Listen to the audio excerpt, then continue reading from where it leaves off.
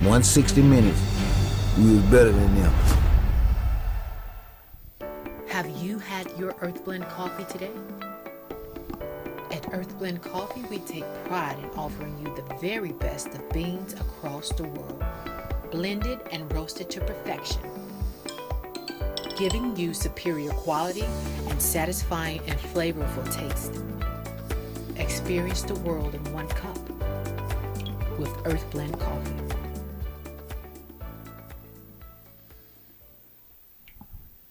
This is Brian Fulford. AD Drew and I are co-hosts of the BCSN Sports Wrap. We talk about all things related to HBCU athletics. From the games, teams, coaches, and fan interest stories, we cover it all. You can find our shows on Facebook at BCSN Sports Wrap, YouTube at MyJBN Online, and everywhere you listen to podcasts like Anchor, Spotify, Google, and Apple Podcasts. You can also find the show on the Jericho Broadcast Network's app. Make sure to download. We look forward to you joining the conversation and being a part of the show. Shop Velvet Online Women's Boutique to spice up your closet with trendy, unique looks. We have fashionable and chic looks at very affordable prices. Velvet Boutique offers free shipping all year long on all orders. Shop online at www.melvetboutique.com. That's www.melvetboutique.com. Like us on Facebook and follow us on Instagram. Shop Velvet Online Women's Boutique. The human voice has always connected audiences with experiences. Major brands all across America have trusted Cavil's voice time and time again. Conversational, powerhouse, intelligent, and sincere. That's the voice you need for your creative marketing process. KeaversVoice.com. Cavil's Voice, Cavil's Voice, CavilsVoice.com. Always on, all the time. Are you hungry for authentic Caribbean food like jerk chicken, oxtail, red snapper, shrimp, tofu, and rasta pasta? Well, find your way over to Mango's Caribbean Restaurant, 180 Auburn Avenue, right next to Royal Peacock in downtown Atlanta. Them belly full, but we hungry. Mango's Caribbean Restaurant, open daily from 11 a.m. to 10 p.m. And on Friday and Saturday, we're open till 4 a.m. Come to Mango's and put some spice in your life. So we've got a good thing going.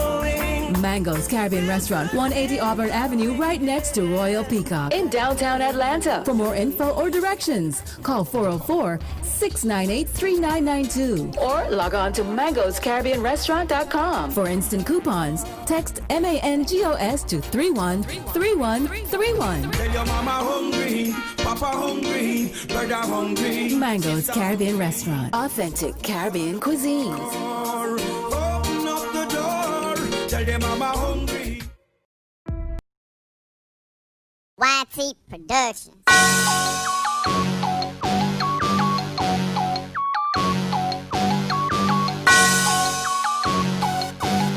Yeah. I love my HBCU. And boy, I love it, love it. I love it, love it. I love my HBCU. And man, I hope my team they won. Yeah. I hope my team they won. Yeah. Man, I hope my team they won. I hope my team they won. Yeah. I tune into the HBCU Sports Lab to see if my team won or lost. If they lost, I'm quiet as a mouse. But if they won, keep tab. I'ma do the dab, yeah. Dr. Cavil, he know what he be talking about. Mike and Charles, they know what they be talking about. They compress the analytic data with this hip hop. If you know them like I know them, they gon' tell you if your team, if they won or lost, and who the ball. So listen to Professor, yes sir, and pay attention, cause he gon' teach a lesson.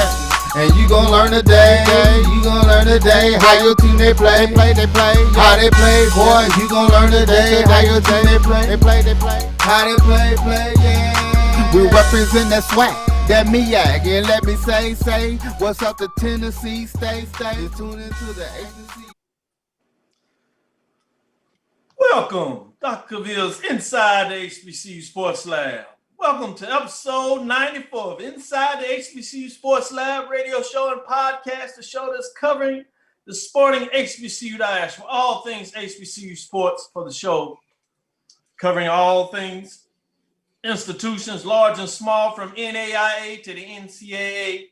We share insights and information on the HBCU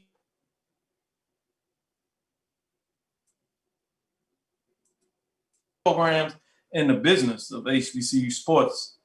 I'm your host, Dr. Kenyatta Cavil, along with my co-hosts Mike Washington and Charles Bishop. We're filming from our home studios and sending a signal live to our KSUH 1230 AM studios with Texas Radio Hall of Famer Ralph Cooper in the beautiful home of Texas Southern University from Houston, Texas. Get used to hearing that Hall of Famer status. We'll have another one on the show today as well. Mike Washington, as you see, you're not seeing him on the screen as he's off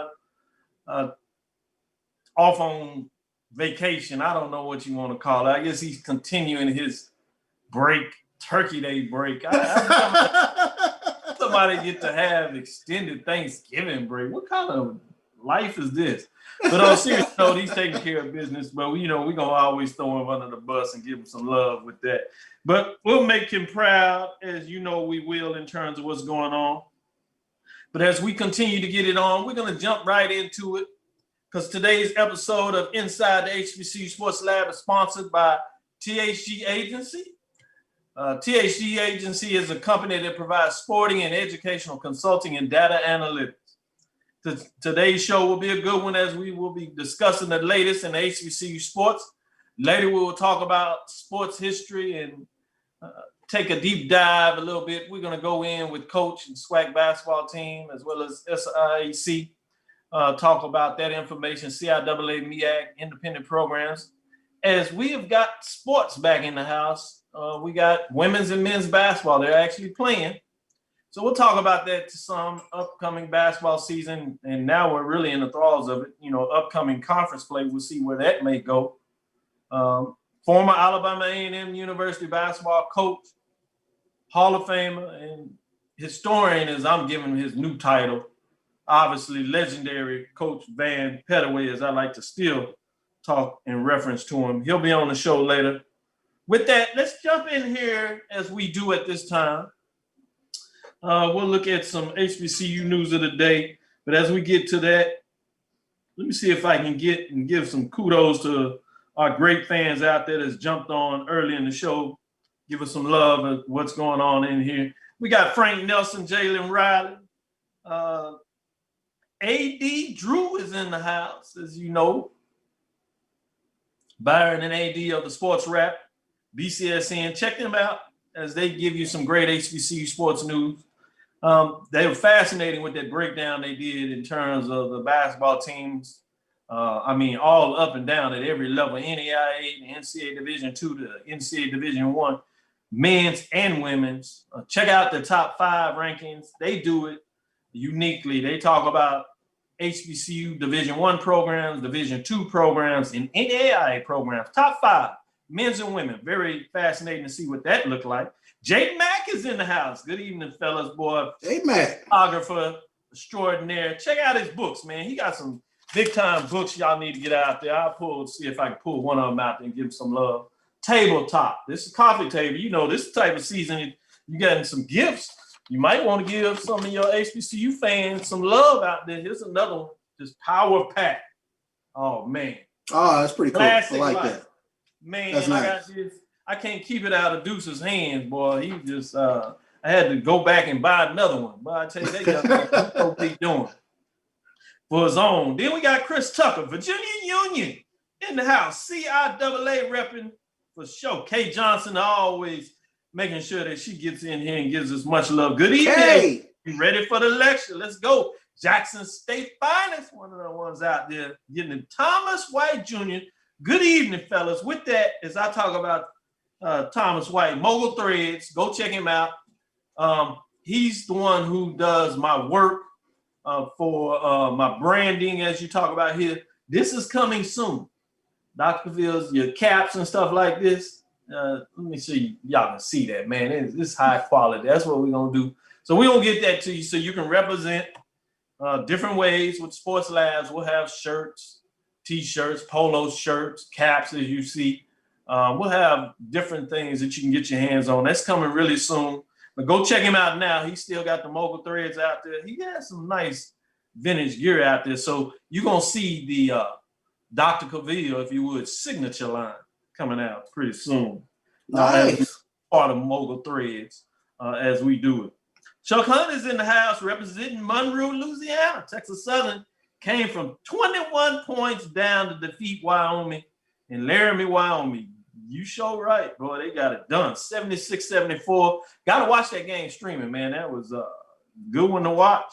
Mm-hmm. Mayo Jenkins, hi all. Bring it in here. K. Johnson is 12-1, and it's time for Coach Prime. JSU. Yeah, D, I love.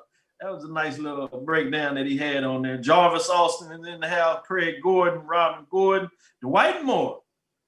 Just to name a few of the folks that jumped on here early. George Gilbert, Dwight Moore, good evening, gents from the Big D. Go Jags. Yes, Jaguar Nation is in the house.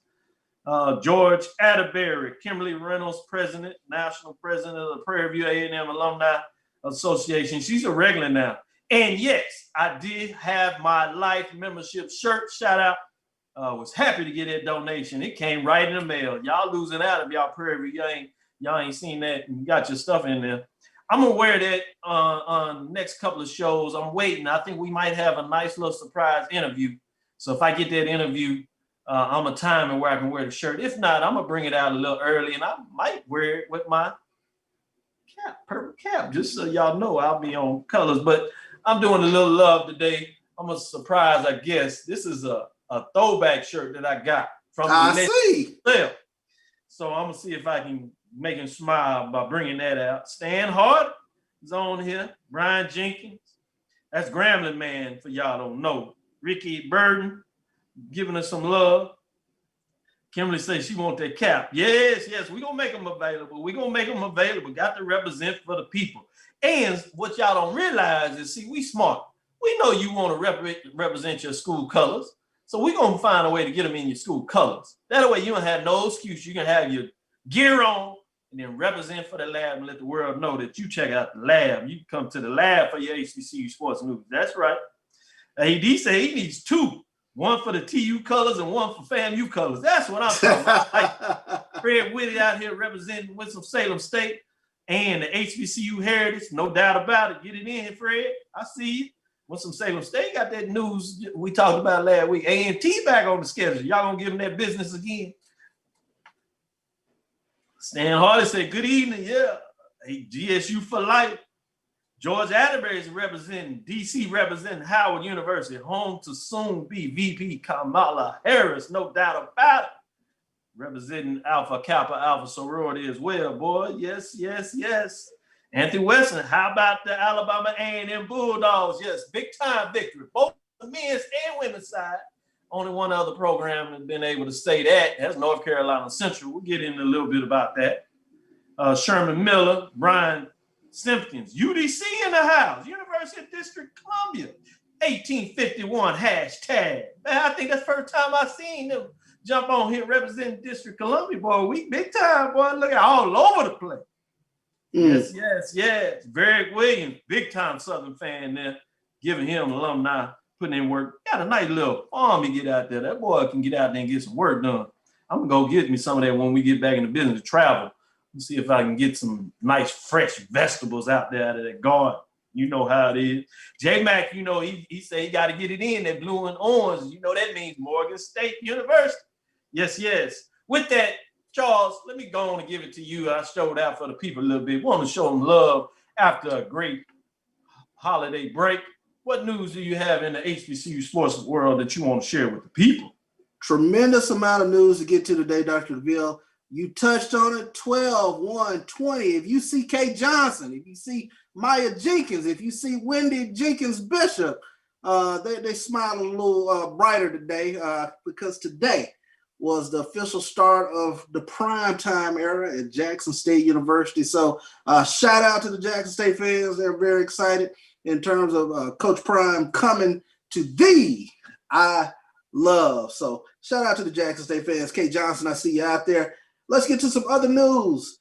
Southern, Carrick Johnson, he resigns as head baseball coach to take a position with Major League Baseball. So that's a huge blow in terms of Carrick Jackson leaving Southern baseball, of course, he put them back on the map in terms of getting back in the championship swing of things. That Southern baseball, a blue blood program within the HBCU ranks, and Terry Jackson, he will be moving on to accept a position with Major League Baseball. Dr. Cavil.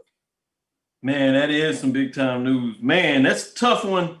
Obviously, not just for Southern University, but for the SWAC. I mean, we talked about one of the surprise that we thought that you really want to look at with FAMU Bethune-Cookman coming to the SWAC is what it would do for baseball. He revitalized that Southern program. It did dip down. It's one of the rich programs in this conference across HBCU sports under Coach Kadar, legendary coach, got it done. Then you go back to Lou Brock when they're the only HBCU that's won a national championship. It was at the NAIA level. Obviously, want to throw some love to Grambling. They played for 2 championships, but Southern got it done on the diamond. They brought home the trophy officially. Got it done in a lot of ways. So give him a lot of love about that. It's going to be interesting to see what moves they make in terms of that. You know, will they go back outside the program to try to make a hire? Will they stick with, Kadar has had a lot of players that have groomed and stayed in the coaching realm. So does any of his players get a shot? You know, where a coach come over, where a coach think greener pastures that has some success, where they try to move over to Southern. So I'm very interested to see what that looks like in terms of what's going on there. So great point you made. Before we get into our first interview with Coach Pettaway, the Hall of Famer, legendary coach there, and we'll allow him to share some history. I got a surprise for him. I'm going to see if I can make him laugh a little bit, stun him with one. But, he's so good about it, he probably already know. Just gonna chuckle.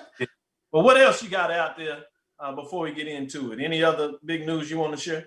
Sure thing. Let's turn our attention to the MEAC as they announced their weekly men's basketball honors today at North Carolina Central. Redshirt senior guard C.J. Kaiser is the first MEAC men's basketball player of the week for the 2021 season, presented by Coca-Cola. And meanwhile, Anthony Tark of Coppin State and J.J. Matthews of Norfolk State are co-defensive players of the week. Let's take a look at C.J. Kaiser real quick. The 6'3" senior from Baltimore, Maryland. He had impressive showings and leading the Eagles with career highs, 33 points and 2 steals and 1 block shot and 1 assist in the 85-78 win over Southern last Thursday. A day earlier, he netted 15 points in a loss to number 5 Iowa.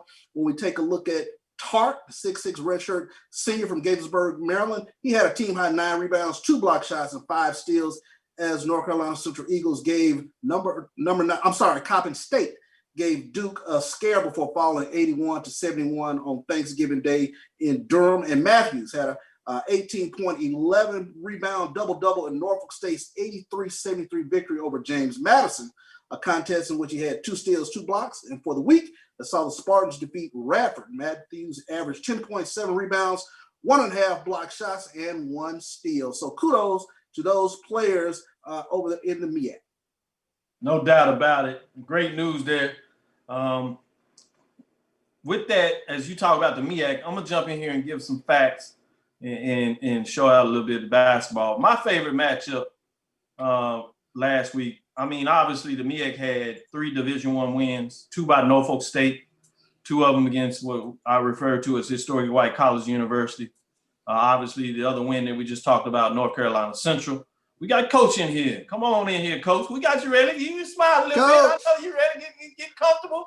You in the lab, baby. It goes down in the lab now. SWAC men's program have 3 Division I wins. Prairie A&M, Alabama A&M. That's your Bulldogs there. You can smile again, Coach. Texas Southern University got a win just last night. Then you talk about on the women's side. You had 3 Division I wins by North Carolina Central, Morgan State. UMBC was who Morgan State women defeated.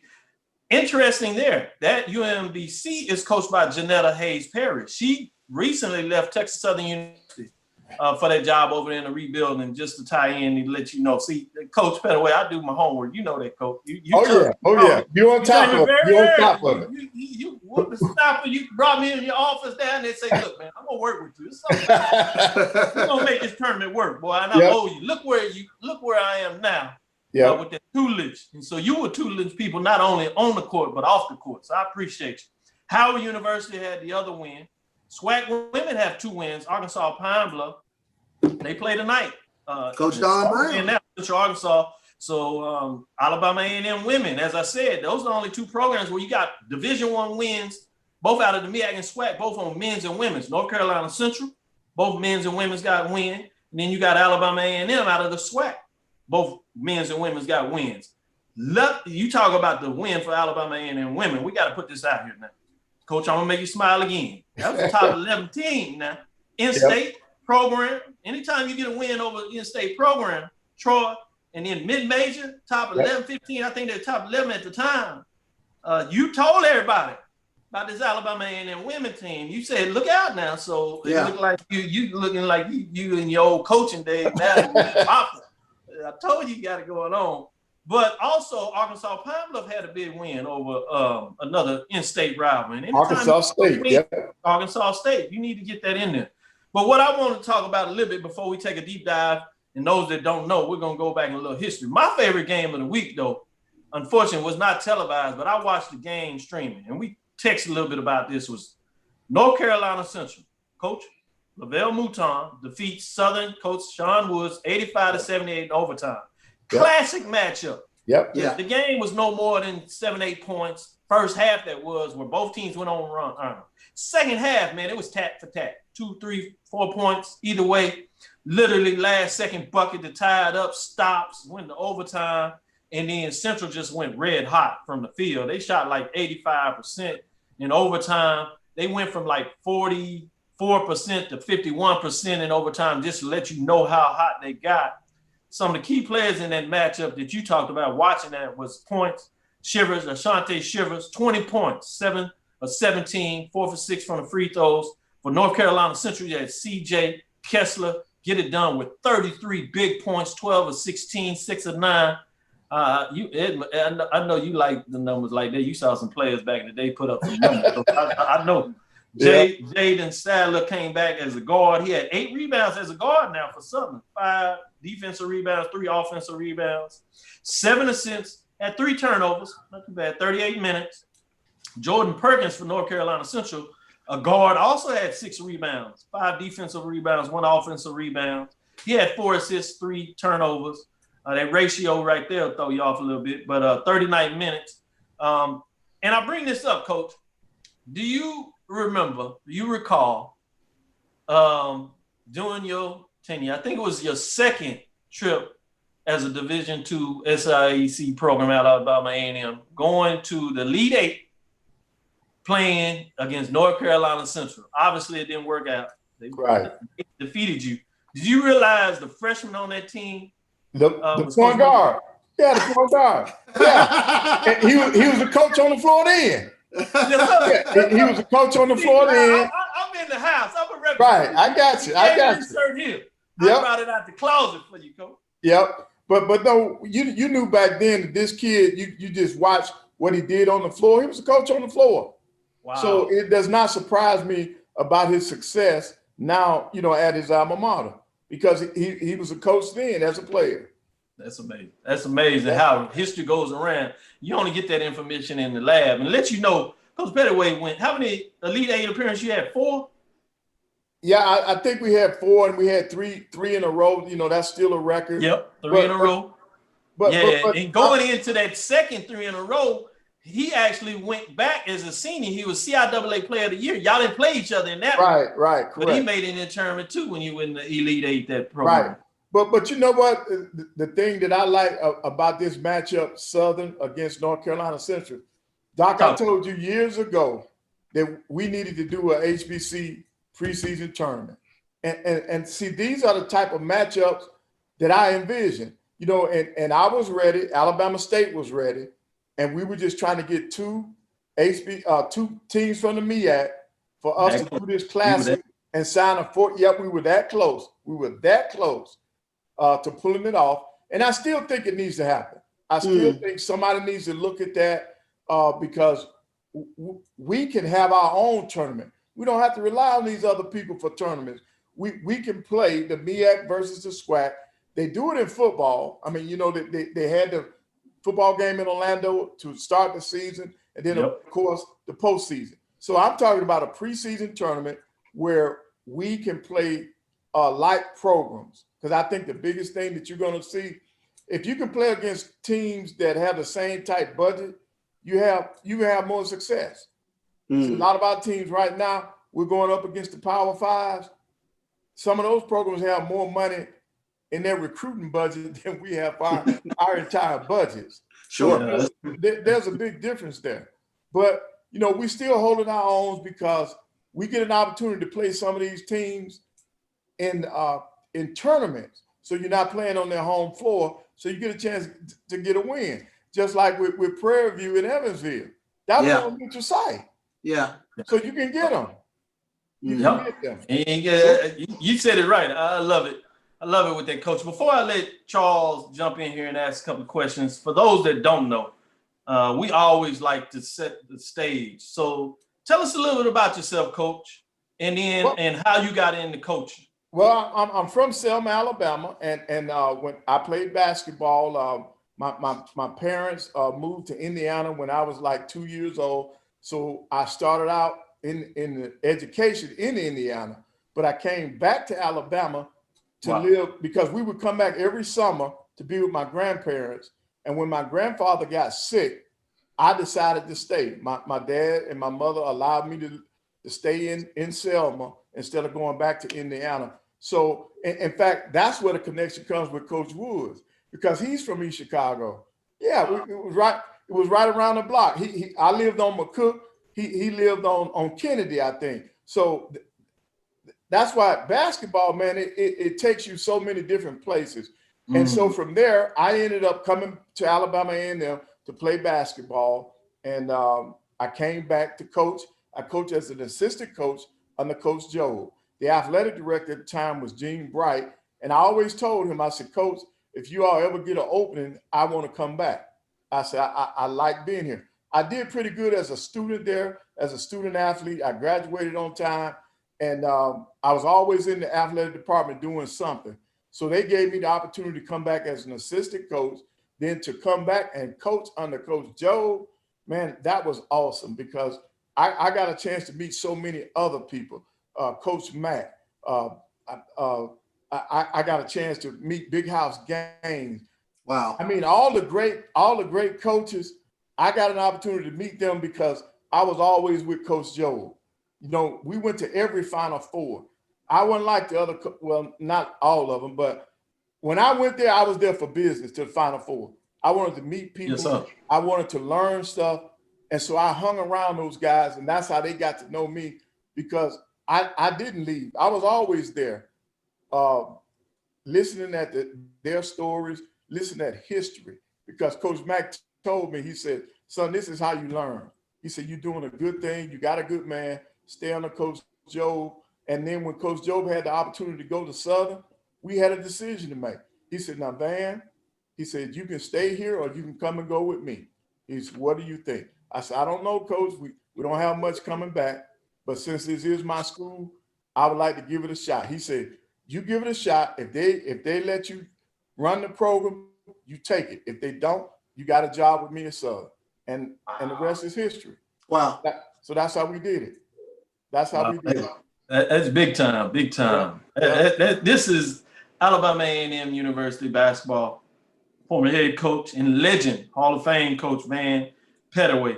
And now I refer to him as a sports historian, particularly with talks about HBCU sports. I've added that to your resume because you are really gifted in terms of the way you tell a story.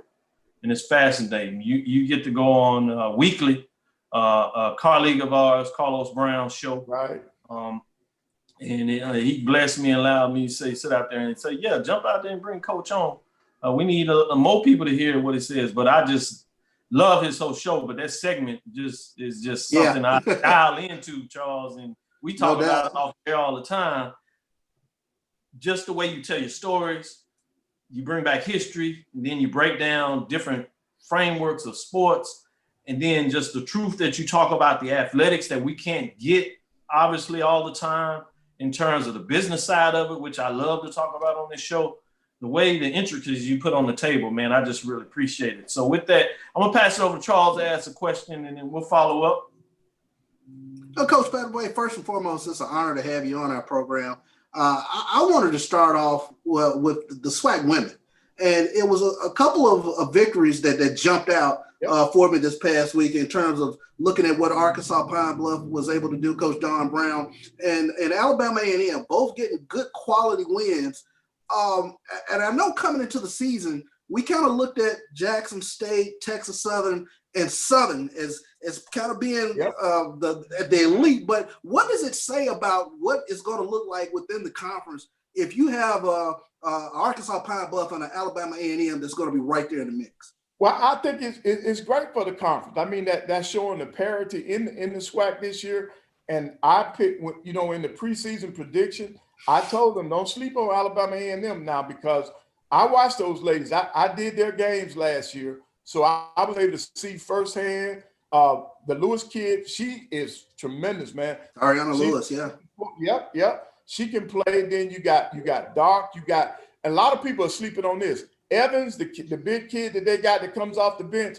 You're talking about a young lady that's 6'4". She's got size. She can do it all. So they got a veteran team, and then at the same time they brought in some new pieces. So you don't have to deal with Alabama A&M. And then at Pine Bluff, the young lady that transferred from Texas Southern, Joyce Kennerson, he's got him in the mix. Yeah, got him in the mix. So these two teams, all that does is make the SWAC conference a conference that's going to have to be reckoned with.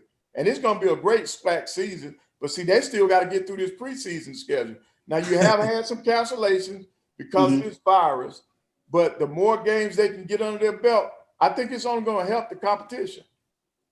No doubt about it. Yeah. No doubt about it. So we're going to go a little bit back and forth between some modern talk in terms of the game stats, and then we're going to go back a little history. So we're going to move back and forth with that and tease the listen. We got Anthony Weston out here. He's our resident big-time Alabama A&M Bulldog. He said old school Bulldog right here. So he's loving this.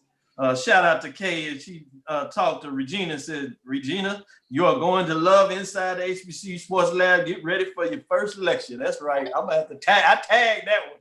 That's good. Appreciate you, Kay. Much love to you. Always brings it hot and heavy in terms of comments on the show. With that, I wanted to go a little bit about Ben Jobe, get a little more into that. I know he's dear to your heart in a lot of ways. Rest in peace, Ben Jobe, in regards to that. But talk about succeeding in our framework, a true legend in so many different ways. It was tough. I was nervous. The only thing that helped me is that was my school. So I already knew the people there. But following his footsteps was big for me. I was afraid to fail, but he told me I was ready. And he said, hey, Van, you didn't have to worry about anything, man. You doing it. We lost. We had 5 seniors when Coach Jobe left. So we only had 1 kid that had some experience coming back. But I knew that we had did a good job on the recruiting trail. So all I asked him to do, I said, you can just name me interim. You don't have to even give me the job. Just name me interim and let me prove myself. And by the middle of January, they named me permanent coach at Alabama A&M. And that was Dr. Covington. Because he was looking for a big name coach, and all I told him was that every big name coach had to get a start somewhere. And I told him, I said, hey, this is my school, and all I'm asking you to do is just give me a chance. And I think we jumped out the gate like 10-2, and the alumni, because I was an alumnus of the school, those people were in my corner, and they said, hey, we want to keep a Bulldog in this position. And they did that, and I was able to stay there for that was a total of 29 years because I was there for 25 years as the head coach. So it was a good run for me. I was blessed with some great players, some great coaches, and people that supported our program. So and then Doc, this is what a lot of people don't know about you. I met you because you were trying to do things to help HBCUs, and that's what I liked about you. That you pulled off the big event in Birmingham with us and South Carolina State. And that's why I tell people, there are people out there that are looking to promote HBCU. We just got to support them. And I want to thank you for what you've done over all these different years, man, because you've been there since day one. And right now, anything that I can do to help you reach some of those goals, I'm here for you. Because I appreciate it.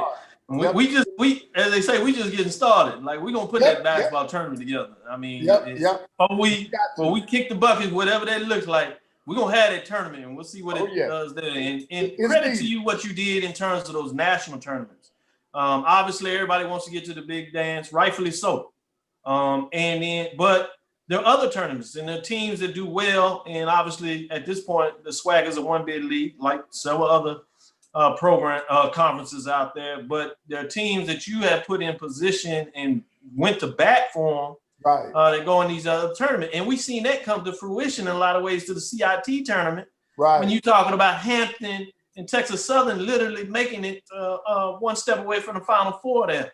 The last time you've seen Division I programs other than what you were doing at the Division II level was really before that, back in the NAIA days when teams would go that far in the tournament. So it was fun. And I literally got to go to a couple of those Texas Southern road trips and see what it was like being in the tournament outside of the NCAA.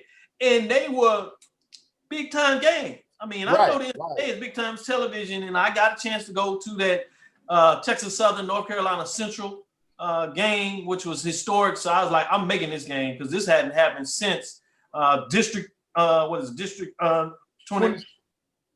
27 was one of the districts here in Alabama. Yeah.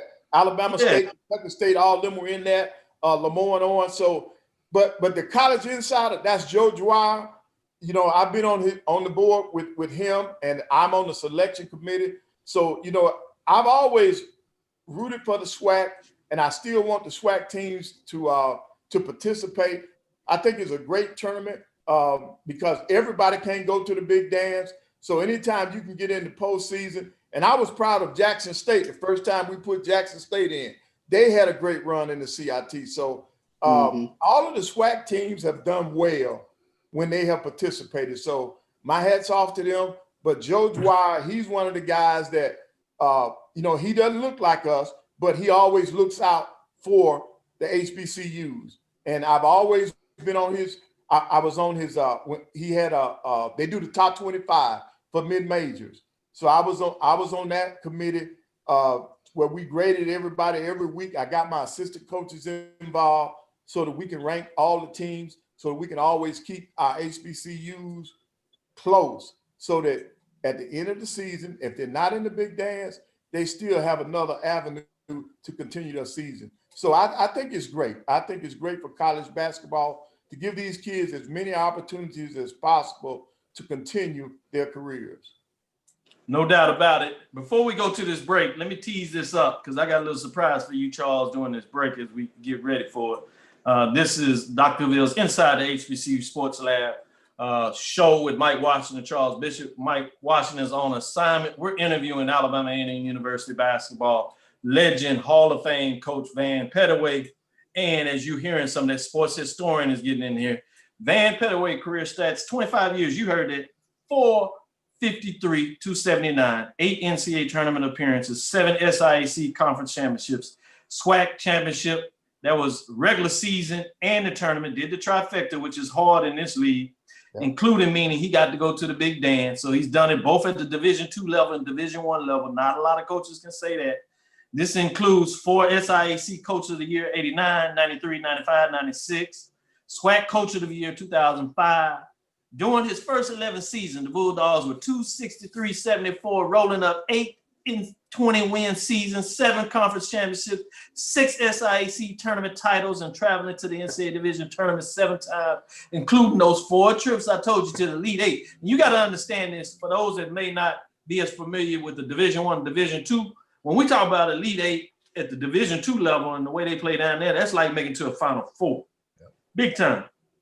During part of his period, Pettaway also served dual roles at Alabama A&M as the athletic director. Now, this snuck up on me. I forgot about this, 89 to 92. I was like, boy, it's trouble, big trouble, big time.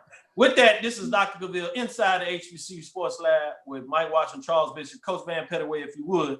Stick with us after this commercial break, and we'll be right back to do the second half of the interview.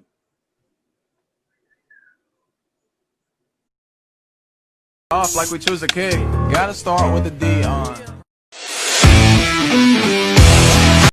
Must be told, and I've been dirty, man. Go tell it. It's a lot of buzz at the bee swarm. Gather around, get the seeds warm. Gotta start it off like we choose a king. Gotta start with the D on.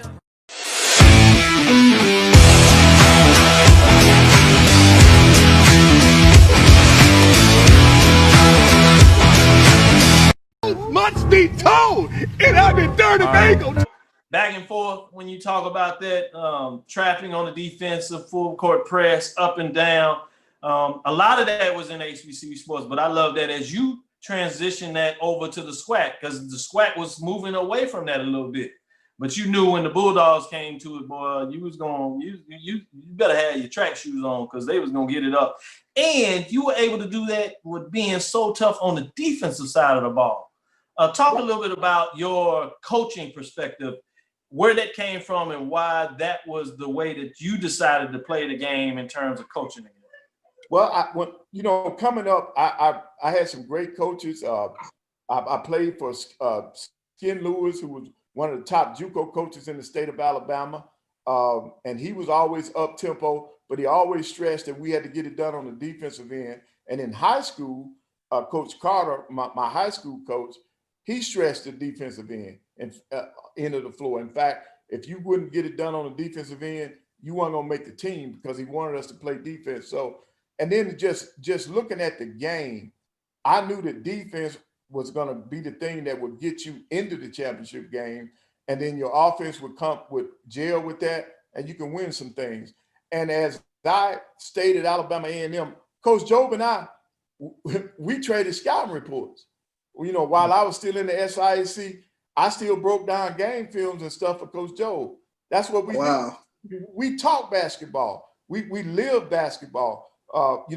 We'd be on the phone 3 or 4 hours talking about basketball and what to do. He was I convinced him to start pressing. I said, Coach, you got the athletes. I know you're up tempo. Man, let them kids press. You'll get the ball more. And they started doing that. He started with Avery. With Avery, they started pressing. I used to know the name of it. He called it his one press. His one press, man, they would get after you at Southern. Yeah. See, I was doing the same thing up at Alabama A&M. So when I came into the SWAC, I just continued it. Nice. And then the thing that they couldn't, when I first got into SWAC, the big thing for us was our half-court defense.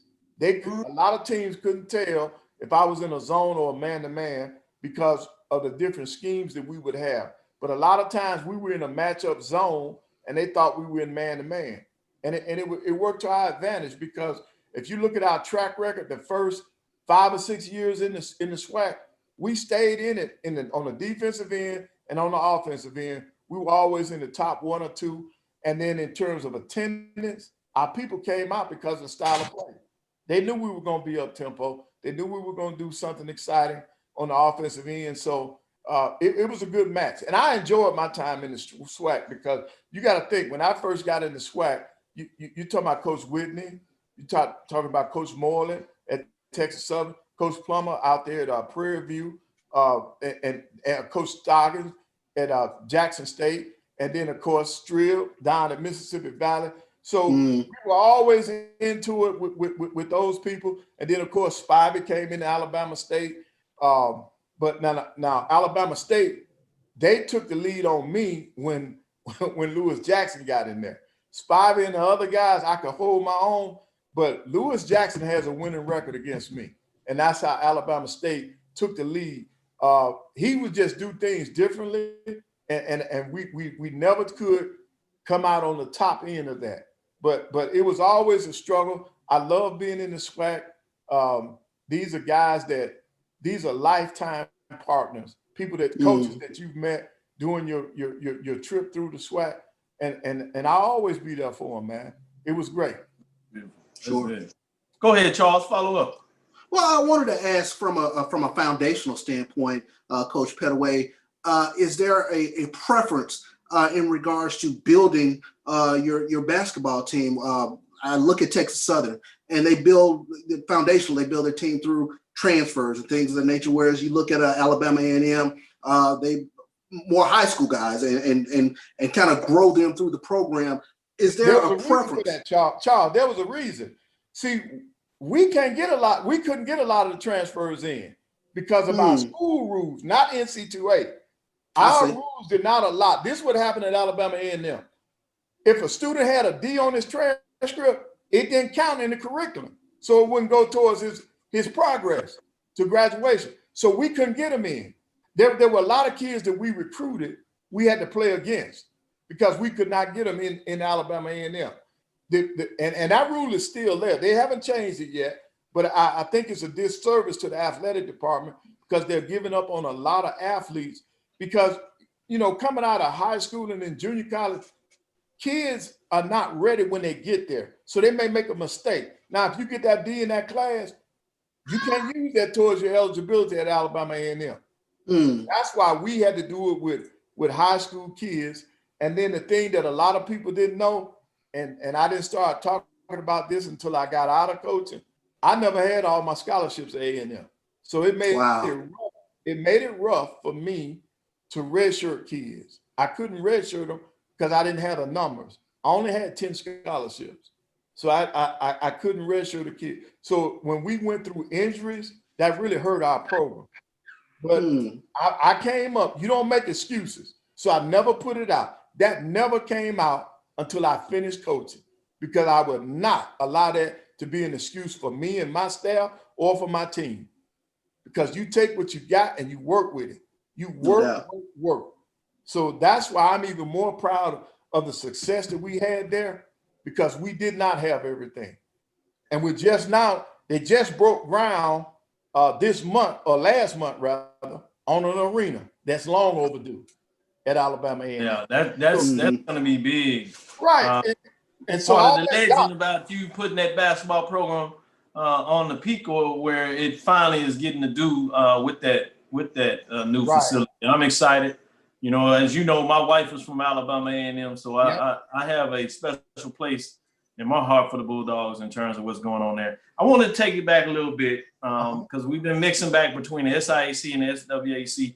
Talk a little bit about the similarities, the differences in terms of SIAC and SW, the SWAC, I should say, not just in terms of Division II, but Division I, but in terms of places, your favorite place to go versus one or the other, the difference in terms of the road trip, those kind of things. Everybody is familiar with the Division I, Division II, but let's go into the heart in terms of the culture, which HBCU fans, I don't care where they at, they can respect it, they can feel that, and they love that. They want that, whether it's in the MEAC, SWAC, CIAA, or obviously the SIAC. But mix it up for us a little bit and talk a bit about that in terms of your favorite place to go in the SIAC versus the SWAC and your best road trips and why. Okay, now, I can go back to the days when I was in the SIAC as a player. Florida A&M, Bethune-Cookman, they were in the SIAC. We played each other. Wow. I remember Clement Johnson. Clement Johnson at Florida A&M played in the NBA for years. Man, he came through Huntsville and he dunked so hard one day. When they went down the floor and came back, they had to stop the game because the rim was still shaking. and then the coaches, man, you had great coaches. So Bethune-Cookman and Florida A&M, we played against them every year. So they were already in the SIAC. So see, the SIAC was a very powerful conference back during that time. And I love playing against those guys. That trip to Florida A&M, we would get Florida A&M, Bethune-Cookman, and then go up to get Savannah, and then on up to Benedict. That was a road trip. That was a trip during that time. But now it was tough now because you had to play. You had to bring your big boy pants back then because the fans were on top of you. You had some great coaches during that time, and it was very exciting. And then, of course, when FAMU and Bethune got out and went to the MEAC, then, of course, they brought in Savannah State and some of the other schools into the SIAC. But Tuskegee, Morehouse, Clark Atlanta, Payne, those were the schools that if you wanted to win a championship, you had to go through them. Lamorne Owen, Coach Johnson, one of the greatest coaches that ever lace up a pair of tennis shoes. You know, they just recognized him this past year because he was the first first African-American coach to win a championship for the NC2A. You know, he won that at Lemoyne on. So I had to go through all of those guys. And here I am. I'm 23, 24 years old in the league, battling up against these guys. And see, this is how I know I'm blessed. When you look at it, I'm not bragging, but this is fact. You know, we did not have a losing record against any team.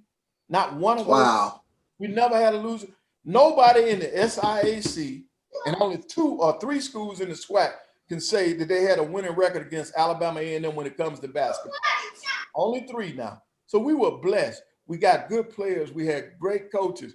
And just to go to Atlanta to play in that environment, man, that was special. That was special. When you talking about attendance, we led the nation. We were either 1 or 2 in the nation in Division II in attendance because we played before sellouts. I kid you not. If you wanted to come into a basketball game in Alabama A&M, you better get there before the halftime of the women's game if it was a doubleheader, because you wouldn't get in. They would turn people away. So, you know, when you brought in Tuskegee, when you brought in Albany State to play against Oliver Jones, do you know the tradition that Albany State had? And these are the people that I had to go up against. So I had to learn the game against some legendary coaches early on. So, but what I did and what I learned from Coach Joe, you had to work, man. I didn't go home. I had a coach's office in my house because I had to study film. I had to look to see what our opponent was doing so we would be ready. Now, one of the things Coach Joe taught me is you don't worry too much about your opponent. You be more worried about your own team. Get them ready to play. Let those other people stop you. But just doing the scout report and the things like that to get ready to play these guys, man, it was great. Then to get into the SWAC, to go against Coach Striblin, Coach Plummer, Coach Whitney. Coach Whitney now has a winning record against me. I did not win John at Alcorn until Coach Whitney left. Oh, wow. I never won at Alcorn. I took some great teams in there now. Yeah. I could not win at Alcorn when he was there. And as soon as he left, we turned that thing around. Yeah, he said you got it. Yeah, interesting. As soon as he left, we turned that thing around. So, I mean, in the SWAC, I like going down to Southern. Of course, our rival was Alabama State, so playing there was great. But that Texas trip was always tough. Going to play Prairie View and Texas Southern because of the trip. You know, when you try to fly out there, and at the time you go on commercial, you get kids split up and all that. That was a very tough and taxing trip to go from Huntsville, Alabama, out to Houston, Texas. But I really enjoyed it. And Coach Striblin would always be waiting on us at Valley. You know, to go in there to try to win a game, man, was tough because all those people, especially if you played them on Saturday now, they had nothing else to do. So they came out to the game. They came out to the game, so it was tough. And then, of course, going to the reservation to play Alcorn, that was always tough. But I enjoyed it. I still miss it. And when I got the opportunity to do the SWAC games, to go back into these facilities, man, and see the same people, man, that was great for me. That was great. Brought back a lot of memories, and I really enjoyed it. Yeah, I'm sure at that point, people didn't see you as the adversary, so people got to really show their love. And versus, you know, saying, oh, that's coach, he get it. Now they can say, hey, coach, yeah, we said all that, we didn't mean it. You know, you just another team, and they get to show you love. So that was fascinating. I love seeing when you come in there. And I had the privilege of going those Alabama A&M right during the time with the transition. So I got to see some of the last SIAC games and the first SWAC games, and it was fascinating. You're right. You talking about needing to get in there early. And one thing that was unique, I experienced this obviously, but a lot of times that was with the rivalry games in the SWAC. You know, obviously Prairie View, Texas Southern, you would have those games sometimes against Southern or Grambling when it's on a Saturday. Right. But it was like almost every Saturday, no matter who Alabama A&M were playing in there, you was like, man, you need to get there early. Yep. And that's when I realized my fandom for HBCU sports. You know, I had a connection always coming out of school and loving it and going to the big games. But that's when I know, as they say, that's when I know I fell in love with HBCU sports. And there would be some way that I was going to be connected to it. And again, so I just want to pay him. We're going to take a quick break and wrap it up, bring you back for the last 10 minutes segment of the show. This is Dr. Cavil inside the HBCU Sports Lab with Mike Washington and Charles Bishop. Mike is out on assignment. We're in our interview with Alabama A&M University basketball legend, Hall of Fame coach Van Pettaway, and sharing some of that sports historian news like that. We're going to take it back and mix it up just for the last 10 minutes. With that, stick with us as we finish up on this interview. This is Dr. Cavil inside the HBCU Sports Lab radio show.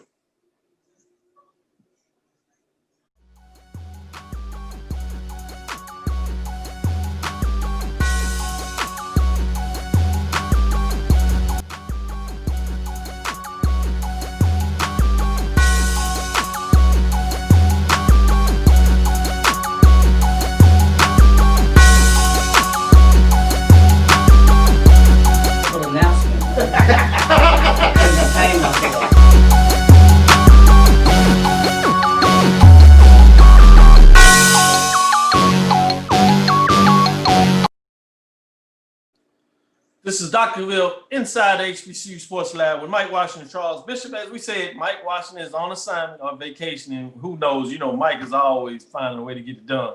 But we're here with the legend, Alabama A&M University coach, legend, Hall of Fame coach Van Pettaway, and sharing some of the history. But we're going to move it forward a little bit because now we get to tie in a little bit of history as you went back to the SIAC days when FAMU and Bethune-Cookman when SIAC, and now look at this. You transitioned, bringing Alabama A&M to the SWAC, and now look at how the world has turned.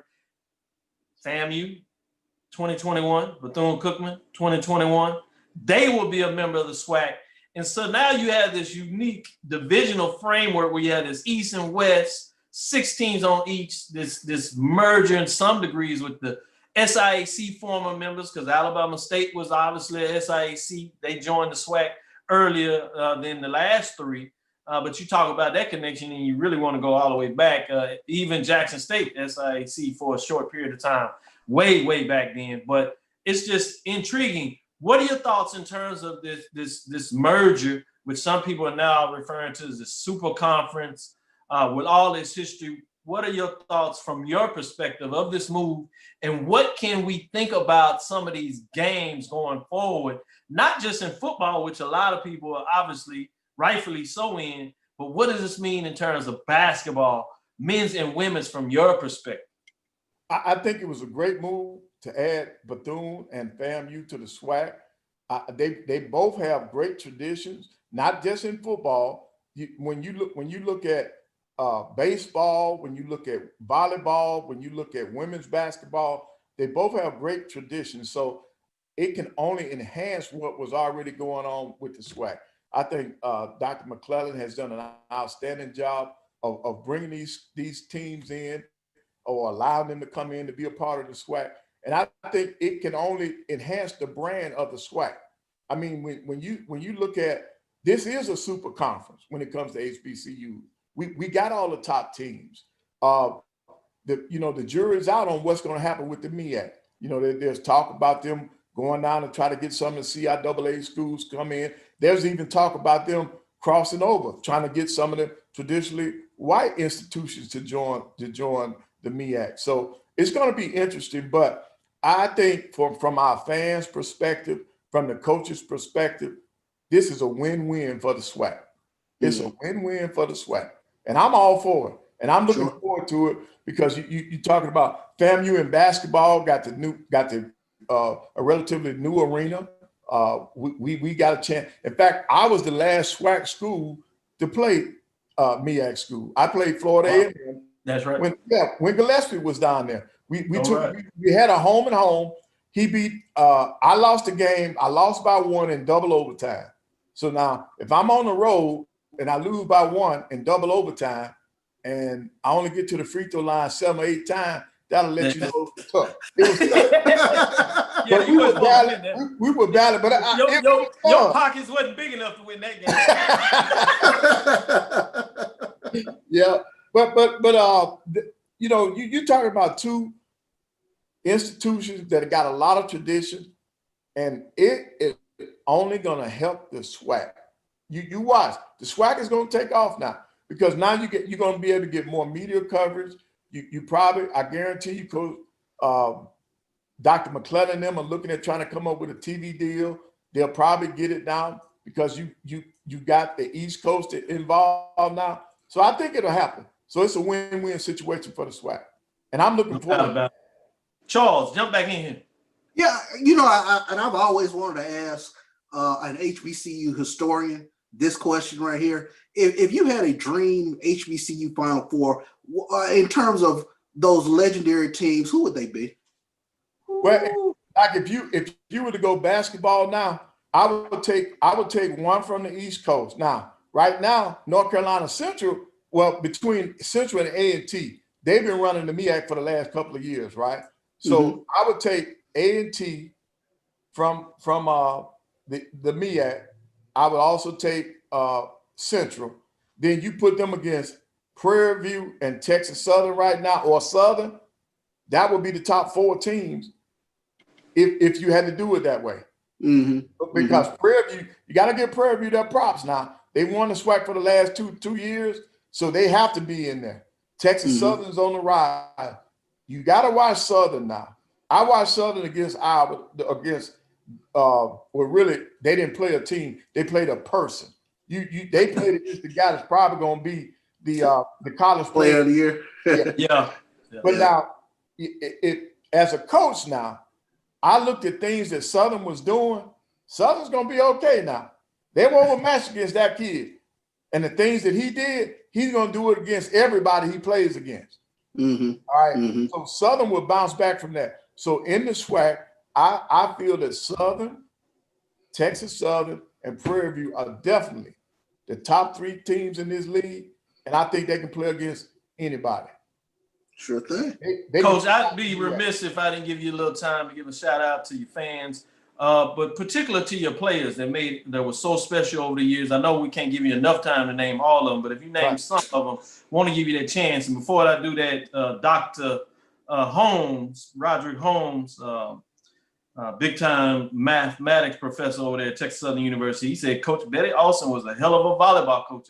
Yes, she was. Yes, she was. About that. So that history, people just love to bring that up. But go ahead. I want to give you some time to talk about some of those great players that helped you get some of those numbers that you got. Okay, well, when you talk about the SWAC, Obi Trotter was voted the SWAC Player of the Decade. He's some Obi Trotter. He could get it. The guy that led me to my SWAC championship. He came when the program was actually on the brink, and so to get him in there, you know, that was great for us. And then of course you got Desmond Cambridge, who was another point guard that led the nation in steals. Then you got Mikael Gladden. He led the nation in blocks. He still got the record for most blocks in one game. So over the years, we've had some great players. And then you look at Willie Hayes. He started it all. He was my first point guard. Willie Hayes started it all for me. Ended up going to the Nets. Willis Reed was the coach then. And I remember when he called me, he said, man, where do you get this young man from? But at the time, they had Mookie Blaylock from Oklahoma. So he was their big draft choice. And Hayes gave him the business. And then when he tore his knee up, that really hurt his chances up there. Then, of course, Andre Wagner. These are all guys that came into Alabama A&M. They put us on the map. On the map. And then, of course, Craig Lottie came in at point guard. He broke all of Hayes' records. So he's the all-time assist leader. Then the scoring leader, DeArthur Goodman. He leads Alabama A&M in scoring. He put the most points on the board. So we've had some great kids to come through that institution. I'm proud of them. I'm proud of the coaches. I'm proud of the people that supported us because we had a great run while we were there. We did what we could with the with the money and the resources that we had. And I'll tell you all this. a lot of the HBCUs can do a lot better if they had the resources. They have some great coaches. They just don't have everything they need. They don't have the recruiting budgets. They don't have the facilities.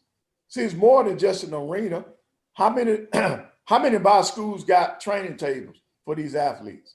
How many of them have nutritionists? You know, that's right. There are so many different moving parts. How many of them got their dedicated academic people? Sure. To help keep the kids eligible. Mm-hmm. There are a lot of Coach, I'm gonna close out on this. Great interview. We can't wait to get you back. Appreciate your time. I know it's valuable. Really appreciate you. And again, I think everything that you've done for HBCUs, what you've done for me in terms of what people are seeing in fruition now. Hopefully we made you proud in terms of what you've seen coming on the show. Want to lead this with you. Willie Alex Hines says, North Carolina Central, A&T of the MEAC versus Prairie and Texas Southern the SWAC. Wonderful tip-off class. Make that happen next year. That's what we need to do. That's what we need to do. We tell you, we're working at it. We tease you a little bit because we care, because we're putting out there. But there's a reason and a method to our madness. Don't be surprised when we can find a way to pull this off. We're going to get through this pandemic. Everybody be safe, mask up, social distance. Talk to your loved ones. Call them up. Put them on the phone. Do the Zoom. There's a way that you can keep up and see folks, and we're going to keep bringing you these great conversations. So with that, Coach, I want to tie you up. I want to say thank you for your time. We'll have you back, and, you know, we'll be texting and calling off, and keep doing the great work that you're doing with Carlos Brown Weekly. Love that segment. Look forward to hearing that this week coming up and the weeks to come. Again, thank you so much for your time, Coach. Okay, thank you, guys. Thank you, Coach. That'll do it for us. Alabama A&M basketball legend, Hall of Fame, Coach Van Pettaway, our sports historian that we bring it. We'll tap it off. We'll bring back. We're coming up, closing up at the top of the hour as we close the show terrestrial KCOH 1230 AM radio side out on our KCOH feed from our inside the KCOH 1230 AM studios with Texas Radio Hall of Famer Ralph Cooper in a beautiful home of Texas Southern University from Houston, Texas. We'll be back with you shortly. That'll do it with our interview with Coach Van Pettaway, Hall of Fame, Coach Legend, Alabama A&M University, the Bulldogs. Yep. Go Bulldogs. Thank you. Go Bulldogs.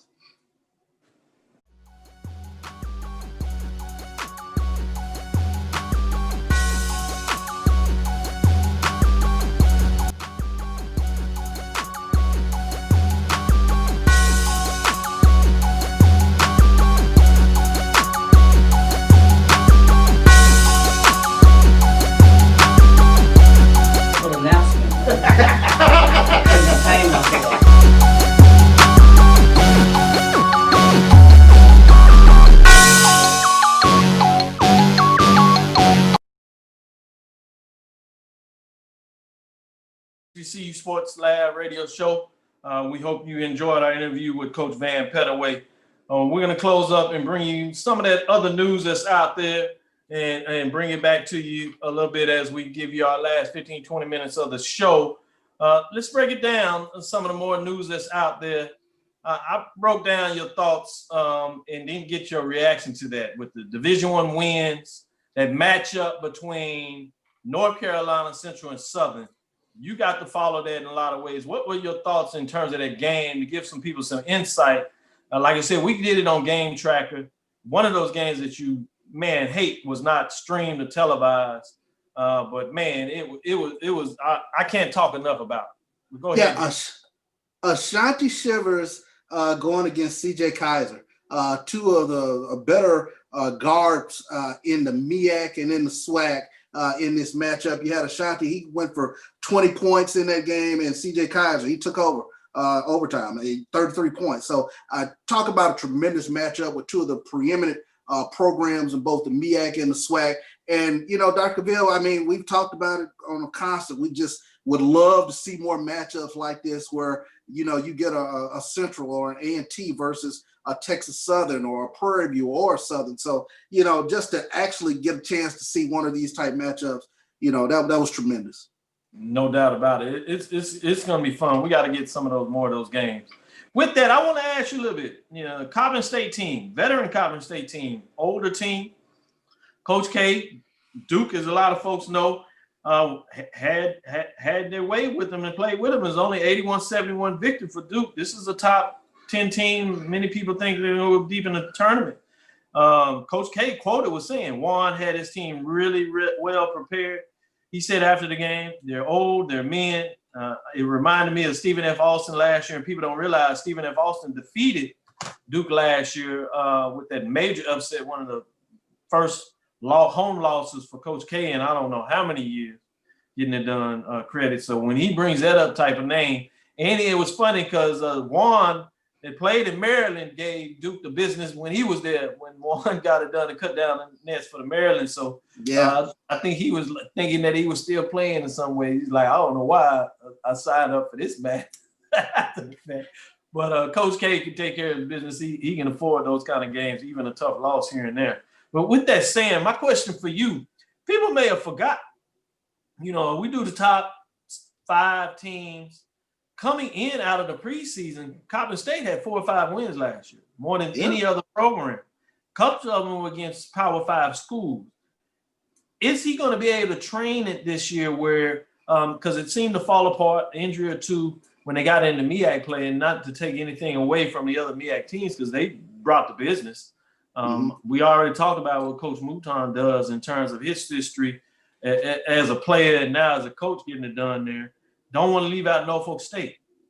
They've been getting it done in a lot of ways, and they have 2 big wins. Only Division I HBCU program that has 2 Division I wins this season thus far against their in-state rivals. That's something that's going to come up in fabulous article on HBCU Game Day talking about this pandemic is forcing teams that would find a way to run away from those folks on the schedule. And now we seeing why with that. Right. But my question for you with Coppin State, are they going to be in the business this year, particularly for the MEAC North? They may play all teams now with FAMU and Bethune-Cookman. The women, FAMU are not playing, and the men will play in the MEAC this year for as they get ready. But what are your thoughts on this Coppin State team? One of the nuggets that I've listened to with Coach Pettaway when he's on the Carlos Brown show is to always pay attention to the roster, especially when it's an older roster, when it's more mature guys on the team. And that was one of the things when I was doing my research and deep dive into teams in the SWAC and MEAC to see is Coppin State jumped out with regards to the seniors on the team. And Coach K, to his credit, he mentioned it. That was a mature team, a physical team. So I really look for Coppin State to kind of be up in that upper tier of MEAC teams. And you mentioned it last year, whether it was injury or whatever, but they faded within conference play. And it was a little bit surprising because they had some quality wins to start the season off last year. Exactly. So I got my one eye on Coppin State. I want to see what it is. Something tells me that this team is going to be pretty good. I think last year was just an accident, if you would, in terms of some key injuries and them not being able to transition to how they got up for their non-conference opponents and thought they probably were going to move through the MEAC, if you would. And they've learned their lesson in a lot of ways. So I think their focus, this is a team that you're going to have to keep your eye on. Obviously, Norfolk State is going to be right there. North Carolina Central. A&T was a road loss away from taking the regular season last year. So they're going to try to make a statement as they're exiting out of the MEAC. They would love to cut down the nets that final time for the MEAC. And this is a program in the MEAC that had a rich tradition in terms of obviously the 80s, late 70s, and while they were in CIAA also and all the time. So that's interesting to see what's going to go on in the MEAC as we talk. Cameron Langley, one of the top players in the MEAC for North Carolina A&T. So they're going to be a tough team to deal with in that conference. And it's going to be fascinating on the women's side over there. Obviously, we talked about North Carolina Central getting a big win. It's going to be fascinating to see what goes on in the MEAC. Norfolk State should be back in the mix in terms of what's going on. Obviously, Bethune-Cookman would have been in that picture. One team that's taking a step out. But it's going to be fascinating to see what's going to take place, if you would, in terms of the MEAC on the women's side. Watch out for Morgan State. I mean, they got to win Division I, so they're going to be in the mix. It'll be interesting to see what's going on there. I know you'll love this conversation here, Charles. You're big time in terms of golf aficionado, like to play weekend warrior. To say you get out there and get your exercise in on the golf scene. The real winners of the Capital One's match are HBCUs. Team Mickelson and Charles Barkley defeated Peyton Manning and Steph Curry in terms of this year's Capital One's the match champions for change. Mickelson closed it out with a birdie on the 15-hole match. 4 and 3. Mickelson selected Jackson State as the recipient of any HBCU additional donations earned during the golf competition. Howard University for Curry. Tuskegee was represented by Barkley, and Grambling State, Southern University, New Orleans, I should say, and Lane College. In terms of Manning representing that triad with his home in New Orleans and obviously playing a great bit of this college at Tennessee. You can see where he picked those in the relationship he had with Grambling. Much respect there. Mickelson recently donated beyond what he generated there, $500,000 to Jackson State University. It looks like they may be trying to revitalize the great history program there in terms of golf, both on the men's and women's side, a lot of way under Coach Payton. Getting it done a lot of way. Legendary Walter Payton's brother, Payton, in terms of what's going on there. So it'll be fascinating to see what that looks like. My understanding, over $5 million generated. It's almost $250,000 if you break it down per institution. I'm not sure how they're breaking it down. That's what it averaged to. The number of HBCUs are represented. Significant money in terms of what's going on there. So credit to all of those involved. Yeah. What are your thoughts on that? It was a fun golf exhibition to watch in terms of Phil Mickelson and Charles Barkley having fun out there, watching those celebrities kind of talk trash to each other. Peyton Manning, kudos to Peyton Manning for the branding in terms of putting on each of the HBCU's hats that he was representing. So that was noticeable. And just to have expose HBCUs to a completely different audience that might not hear of a Tuskegee or a Jackson State or things of that nature. And I thought TNT did a great job in terms of they brought Coach Prime in. He was talking while Phil was hitting, things of that nature, in terms of talking about why he wanted to donate to Jackson State and donate his time and efforts, if you will, towards the HBCU culture. So I thought that was tremendous. And then, of course, we know what Steph Curry has done with the Howard golf program. So it will be interesting to see. I know Vice President of Intercollegiate Athletics, Ashley Robinson, one of the things that agenda items, at least for him, is to get that Jackson State golf program back up and running, which I think would be huge because Jackson State has a tremendous history with all the golf championships that Coach Eddie Payton won, both on the men's and women's side, and to turn out 2 or 3 golf pros as well. Yep. So officially it was $4.4 million. I think they actually had a little more at the end there, but it goes to 20 HBCUs, including TMF, Thurgood Marshall Fund, and United Negro College Fund. Thurgood Marshall for the public institution HBCUs, and United Negro College Fund for the private HBCUs. People may not recognize the designation of those two foundational organizations that generate money for HBCUs in terms of students coming in for scholarships. So that was big time in a lot of ways. You talk about Peyton. He also had the logos on his golf cart in the front. And so I thought that was big. He did a very good job in terms of, me, I'm always looking at the branding mechanism. Getting back to Jackson State. Can't keep them out of your mouth. That's a good thing.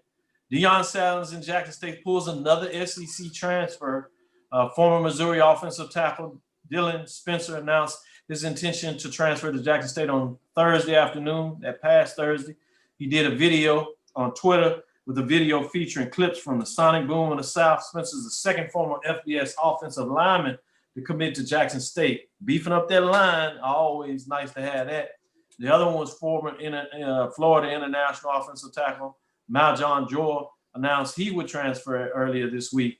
And so it's fascinating to see what he's pulling together. Obviously, you had the former Tennessee linebacker Niles Gaddy, Florida State defensive back wide receiver Isaiah Bowden coming over there. So he's able to get some of these players in there. Mississippi State defensive back Javarius Selman was his first commit.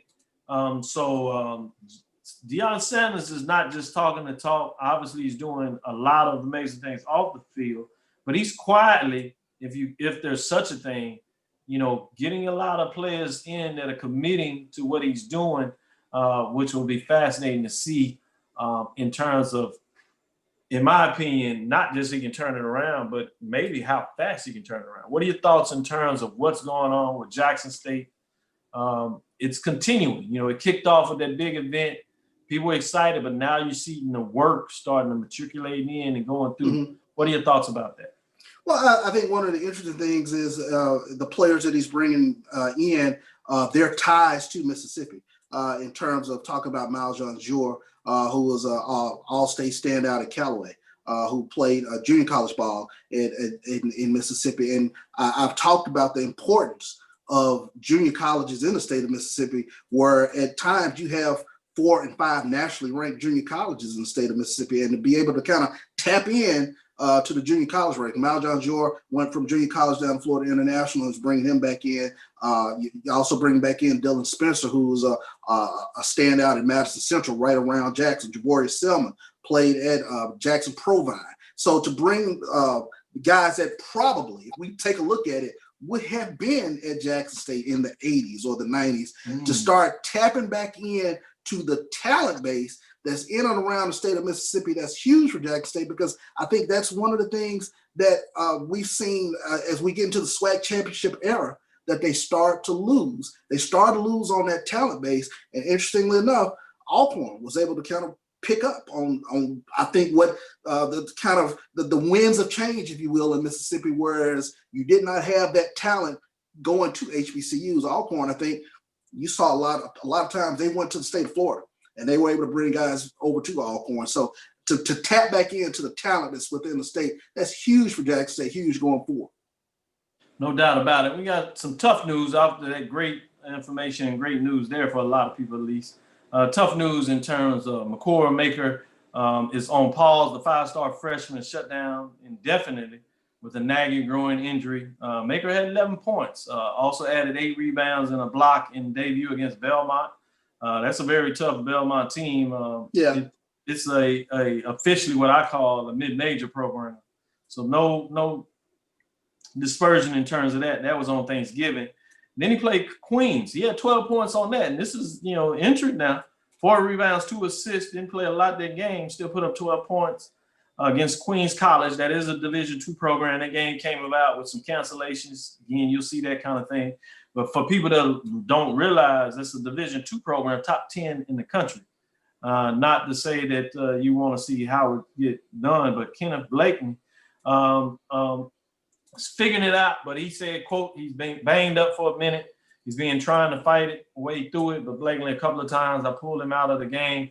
He wants to be there for our team and his teammates. I'm trying to trust him as much, but sometimes you have to help people who can't help themselves because of so much and how bad they want to get it done.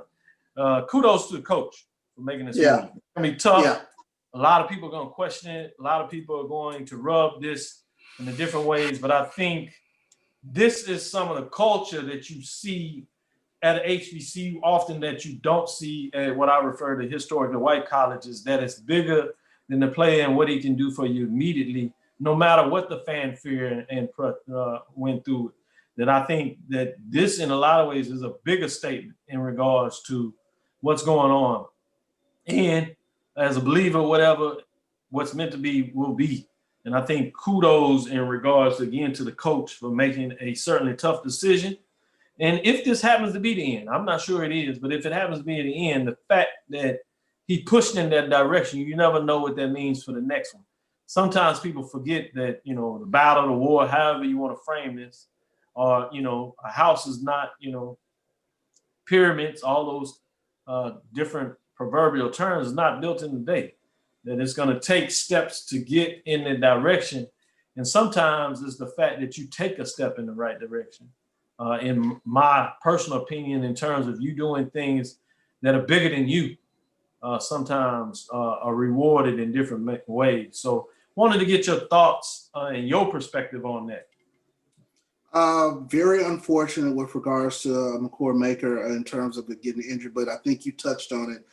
Kudos to Coach Blakeney in terms of shutting him down or having that foresight to help the young man to help himself get back right, if you will. And like you said, Whether we see him again in a Howard uniform, we're not sure. But, in some ways, him choosing Howard was bigger than just basketball. And I think that's the big thing that I kind of take a look at. And it's like you said, it's a different framework than what we look at with historically white colleges and universities in terms of how they go about doing it. Maybe we do things a little bit different. And I think you've had some sloppy journalism taking shots at Howard's program in terms of not having whatever the resources or the foresight or things of that nature. But, unfortunate. Yeah, I think, folks will get what they get in regards to whatever that was. And for me, I don't even waste my time on it, but I certainly understand the need to get that point across. With that said, as we come to a close and we close up, any thoughts that you had that you want to share, final thoughts on the show today? Yeah, really excited about some of the games that were played. Kudos to Coach Don Brown at University of Arkansas Pine Bluff getting that out-of-conference win, and we celebrate those out-of-conference wins. Alabama A&M, both men's and women, able to get out-of-conference wins. And, of course, that huge matchup between North Carolina Central and Southern, would definitely love to see more of those. So. Great point that you make there in so many different ways. As we talk about it, let me see if I can give you a quick update since you bring up Coach Brown in terms of that. They're losing 6:33 in the quarters, 49-40, still in the match, 6:33, just to give everybody an update there. See if they can get turning around and come from behind in this case and get it done in a lot of ways. But yes, 6:33 left in the third quarter. Central Arkansas is up 49-40 over Arkansas Pine Bluff. So they'll continue to fight and continue to get it done. We'll continue to give you the basketball men's and women's updates. What else do you have for us there, Trey? Matchup tonight between Morgan State and Lincoln. Great point. That's the Division I, Division II matchup, MEAC and CIAA. That'll be fascinating to see what goes on there in that matchup. We'll keep you going in terms of what that looks like in terms of the matchup.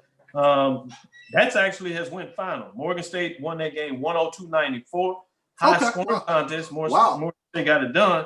But another one that you bring that up, this is a Big South game in the waiting as in 2001. As we know, North Carolina A&T is moving to the Big South. They're playing Charleston Southern. They're up 45-34, 14-29 in the second half. That is on ESPN Plus. Just scored 47-34, giving you timely updates there as we'll see what brings on there. I'll turn that in and I'll be able to give you a full report on what that looks like next weekend as we continue to see some of these matchups going forth. Certainly would have loved to see that Prairie View, North Carolina, Wilmington. That game was canceled. As we see COVID, you'll see that all year long in terms of that, making sure athletes are safe as I can see it. But that'll do it for us. Thank you for listening to Inside the HBCU Sports Lab. Make sure you share our podcast with your friends and colleagues. For all those that turned in, thank you for joining us and getting your lab fix in. I am Dr. Kenyatta Cavil, the Dean of HBCU Sports with Mike Washington and Charles Bishop. Hope you enjoyed our interview with Coach, legend, Hall of Fame Van Pettaway of Alabama A&M University. Again, we want to thank you for listening to Dr. Bill's Inside the HBCU Sports Lab with Mike Washington, Charles Bishop, every Tuesday from 6 o'clock on Tuesday. We look forward next week as we discuss the latest news in the lab. We want to give a special shout out to Carlos Brown. Yes, indeed. We're with you. Follow me, Dr. Kenyatta Cavil, on Twitter, Facebook, and Instagram. That's DrKenyattaCavil. That's DrKenyattaCavil. Dream big and continue to move forward. We will talk with you soon. Course. Lecture. Dismiss. Happy Founders Week to the bros. Happy Professor, yes sir, and pay attention, cause he gonna teach a lesson. And you gon' learn today, how your team they play, how they play, boy. You gon' learn today, how your team they play, how they play, yeah. We represent that swag, that MEAC, and let me say.